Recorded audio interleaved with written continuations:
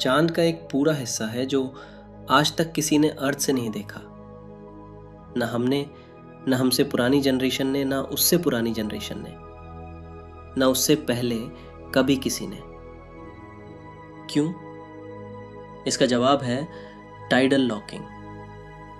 सीधे समझो तो चांद अर्थ के अराउंड ऑर्बिट करता है और साथ में अपनी एक्सिस पर भी घूमता है। अब अगर दोनों की स्पीड अलग होती तो हम चांद के अलग अलग हिस्से देख पाते, लेकिन नेचर ने एक कमाल किया। चांद अपनी एक्सिस पर उतने ही समय में एक चक्कर लगाता है जितने समय में वो अर्थ के अराउंड एक चक्कर लगाता है। दोनों 27.3 दिन में कंप्लीट होते हैं। रिजल्ट, एक ही साइड हमेशा अर्थ की तरफ रहता है, दूसरी साइड हमसे हमेशा दूर। इसलिए लोग इसे dark side of the moon कहते हैं। लेकिन यह नाम गलत है। वहां भी उतनी ही सनलाइट आती है जितनी इस साइड आती है। वो डार्क नहीं है, सिर्फ हमसे छुपी हुई है। इसलिए इसका सही नाम है फार साइड। 3 लाख साल से इंसान इसी चांद को देखता आया है, लेकिन उसका दूसरा चेहरा कभी नहीं। बात 1957 की है। सेकेंड वर्ल्ड वॉर खत्म हुए 12 साल ही हुए थे। अमेरिका और सोवियत यूनियन अब डायरेक्ट वॉर नहीं लड़ रहे थे, लेकिन कंपटीशन रुक नहीं रहा था। इसे कहते हैं कोल्ड वॉर। दोनों देश एक दूसरे को प्रूव करना चाहते थे कि हमारी टेक्नोलॉजी बेहतर है, हमारे मिसाइल्स बेहतर है, हमारा सिस्टम बेहतर है। और इस कंपटीशन में एक नया बैटलफील्ड खुल गया, स्पेस। 4 अक्टूबर 1957 को सोवियत यूनियन ने स्पुतनिक 1 लॉन्च किया। 83 किलोग्राम का एक स्टील बॉल जिसमें 2 रेडियो एंटेनस लगे थे। यह पहला ह्यूमन मेड ऑब्जेक्ट था जो अर्थ की ऑर्बिट में पहुंचा। वो कुछ नहीं करता था, बस एक रेडियो सिग्नल भेजता था, बीप बीप बीप। लेकिन वो बीप अमेरिका के लिए एक वार्निंग थी। अगर यूएसएसआर स्पेस में सैटेलाइट भेज सकता है तो मिसाइल्स भी भेज सकता है।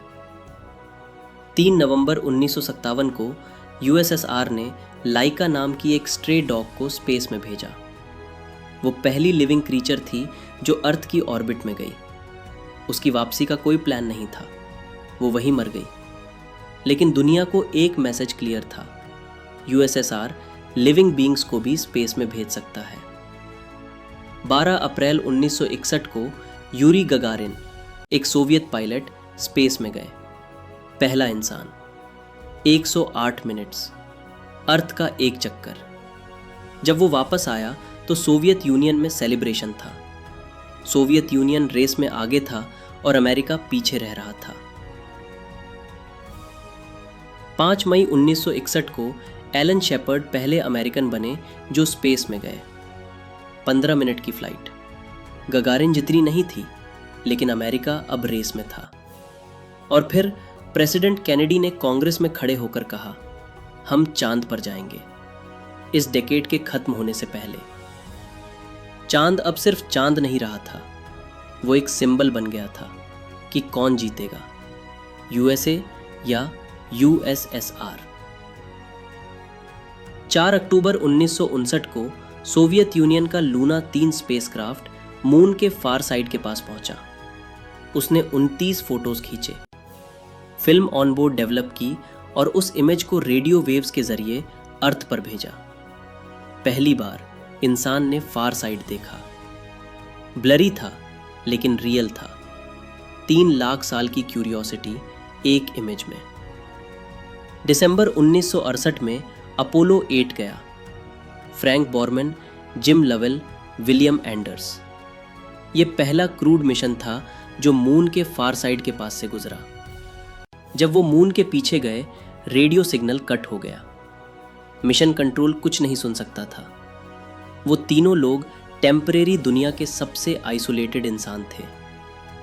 वापस आते समय उनके पास थी वो फेमस अर्थ राइज फोटो, अर्थ मून के होराइजन पर। 20 जुलाई 1969, अपोलो 11।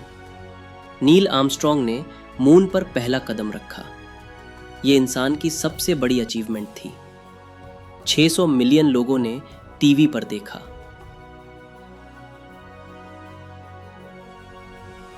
उन्नीस दिसंबर 1972, Apollo 17 last mission. Eugene Cernan last human थे जो मून पर थे। उन्होंने वो सरफेस छोड़ी और कैप्सूल में वापस आए। और फिर 50 साल से ज़्यादा के लिए चांद पर कोई नहीं गया। बजट कम हो गया, पॉलिटिकल प्रायोरिटीज़ बदल गई, पब्लिक इंटरेस्ट भी खत्म हो गया। 1 अप्रैल 2026 को कैनेडी स्पेस सेंटर से SLS रॉकेट लॉन्च हुआ। उसमें था ओरायन कैप्सूल, जिसका नाम था इंटेग्रिटी। क्रू में 4 लोग थे।